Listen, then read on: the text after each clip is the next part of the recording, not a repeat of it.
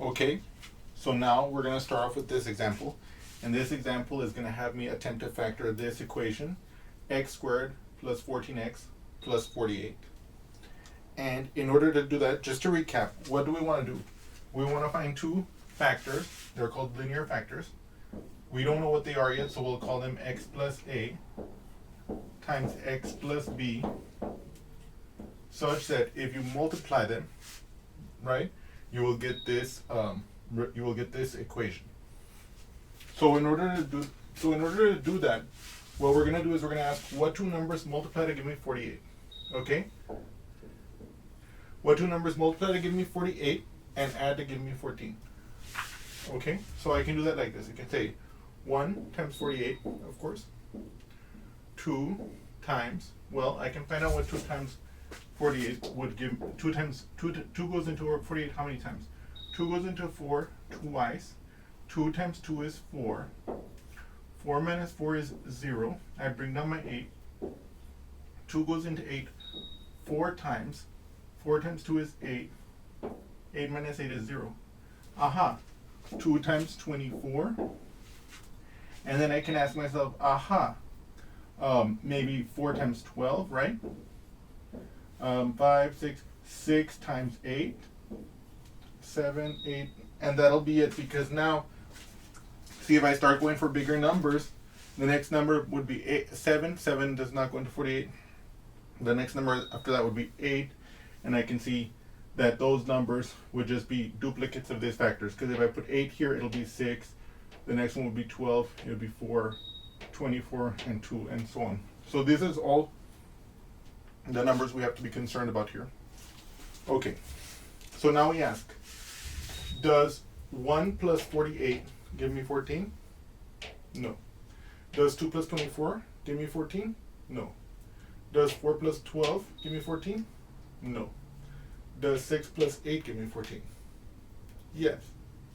So now, I claim to you now that my factorization is going to be x plus 6 times x plus 8. Okay? Okay. So now I'm going to demonstrate to you, I'm going to prove to you that this is in fact the factorization. First of all, I'm going to FOIL it out, which is the standard algebraic technique for testing this. That means I'm going to multiply these two factors. How do we multiply a pair of factors like this? Well, we multiply this first x with this x here, and that'll be x squared. Then we multiply this x with that 8, which will be plus 8x. Then I'm going to multiply this 6 times this x, which will be plus 6x. And then I'm going to multiply this 6 with this 8, and that'll give me plus 48. Okay. I have these two like terms, so I can add them. Remember that like terms are terms that have the same variables to the same power. And that's what permits us to add them. This has x, this has x, both to the first power. They have no other variables, so they're like terms. Okay? So 8, 9, 10, 11, 12, 13, 14, x. So I get x squared plus 14x plus 48. So I have just demonstrated to you that if you multiply these two factors out, you get this equation, which is what we started with. Therefore, algebraically, we know that this and this are the same thing. Okay? But now, I want to go a little bit further. For the purposes of this problem, we have solved this problem. We have found the factorization, and we have confirmed that it's the factorization. Okay? But so now, I want to do a couple of other things. Okay? Okay. So in order to do that, I'm going to address two things. Okay, so the first thing, let me just recap what we found here. We found that this factors as x plus 6 times x plus 8. Okay. So let me first state where a factorization problem will usually occur. Usually they'll tell us to solve an equation involving some quadratic. So let's say they had asked us to solve the equation x squared plus 14x plus 48 equals 0. So if we want to solve this equation, Now we're putting conditions. What would it mean to solve this equation? It would mean to find those values of x which makes this equation true. That is, those equations of x which, when you input it into this equation, will give you 0. Now, in this case, we can see that this equation is factorable, so I can replace this equation with its factorization. So this will imply that x plus 6 times x plus 8 is equal to 0. Now there is a property of the real numbers which we're going to call, well, it's not we're going to call it, but it's called the zero product property. And it says that if you have a product of 2 or more numbers such that that product is equal to 0, then at least one of the numbers being multiplied is 0. So for example, in this case, I can say if this product, so for any x, this will be a number, x plus 6 will be a number, and this will be a number also, this x plus 8.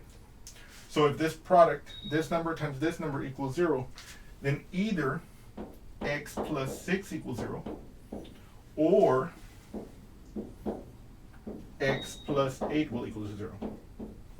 Okay? So now, if I look at this, I can get the x by itself by subtracting 6 from both sides here. So on this left-hand side, I would get x equals negative 6. And on this side, I would get, oh, I'm sorry, that's supposed to be 0. Forgive me.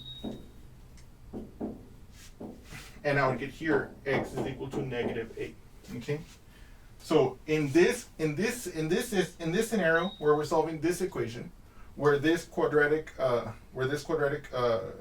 expression equals to 0, then the two solutions would be x equals negative 6 and x equals negative 8.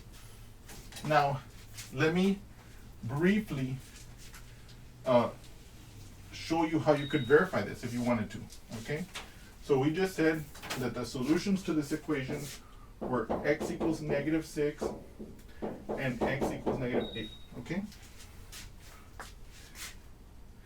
And so if I take negative 6, I'm going to insert it for the x. So it'll be negative 6 squared plus 14 times negative 6 plus 48 equals something.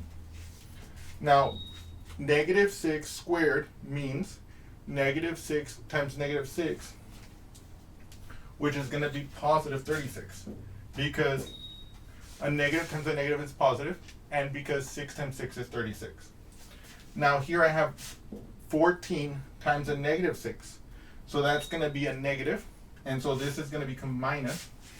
Now 6 times 14 is like this, okay? 6 times 4 is 24. I carry my 2. 6 times 1 is 6, plus 2 is 8. So this is 84. And then I'm going to add 48, okay? Okay. So now here, I need to subtract 84 from 36. So this means I'm going to subtract two numbers, or basically, since 84 is bigger than 36, my subtraction here is going to lead me to a negative number. But how am I going to get that number? I'm going to get that number by taking 84, and I'm going to subtract 36 from that, okay? So 84 minus 36, 4 minus 6, I can't do that because 6 is bigger than 4. So I borrow here, this becomes a 7, this becomes a 14. Now 14 minus 6, I'm going to start counting up from 6. 7, 8, 9, 10, 11, 12, 13, 14. You can see that I had to open up my whole hand and then count 3, so that's 8. And then I ask myself, what is 7 minus 3? That's 4. So I can see this is negative 48. Then I bring down the plus 48 from before, and indeed, we get 0 as expected. Right? We claimed that negative 6 was the solution of this equation, and we just proved it. Okay? Okay. And then, how do you call it? And then you can plug in the negative 8. Okay, let's look at that here. Negative 8 squared plus 14 times negative 8 plus 48 equals 0. Okay, so here, negative 8 squared means negative 8 times 8, which is positive 64. It's positive 64 because a negative times a negative is a positive, and because um, 8 times 8 is 64. Now here I have plus 14, but I'm going to times negative 8, so it's going to become minus. Now 8 times 14 is going to give us the following. 8 times 4 is 32. Okay, so I'm going to bring down my 2, carry my 3.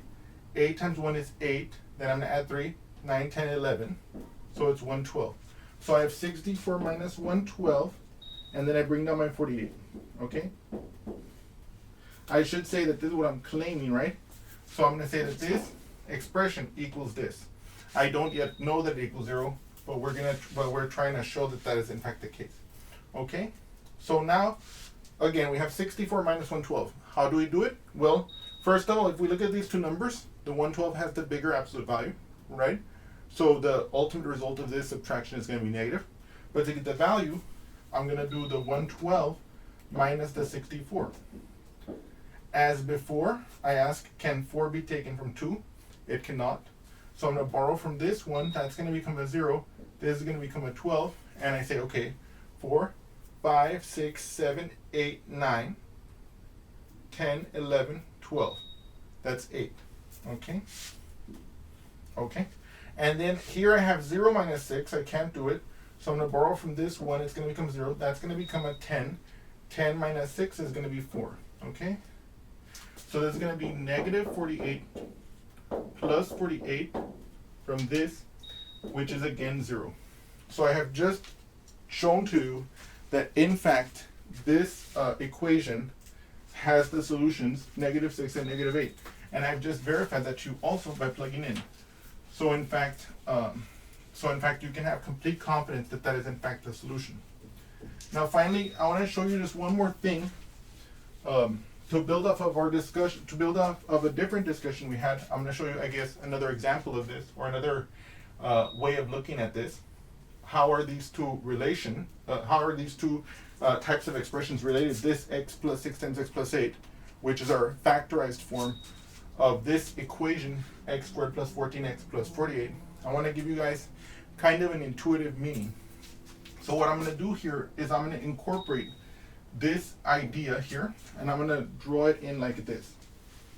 So let's suppose I have this drawing, and let's suppose that from here to about right there, it's x. And let's suppose that the rest of this length is 6, okay? And then let's suppose that this length is x up until about right there, and that this length here is 8, okay? Okay. So then if we imagine that this is the case, what I want you to imagine is the following. I want you to imagine that I've dissected this figure into these 4 regions. Now if you notice, this top region is a square with side length x, and with height x, and with width x. And so if I think about areas of squares are the length times the width. Same thing with rectangles. So in this case, this is going to have an area of x squared. Okay. Now what about this rectangle? It'll have height x, width 6. So this one will have area 6x. This rectangle will have width x, height 8. So it'll have area 8x. And finally, this small rectangle in the side has width 6 and height 8, right? So if I do 6 times 8, it has an area of 48. Now if you add up all these, you can see that that will be x squared plus, I have 6x plus 8x is 14x plus 48, right? So that's the addition of the areas of the individual pieces.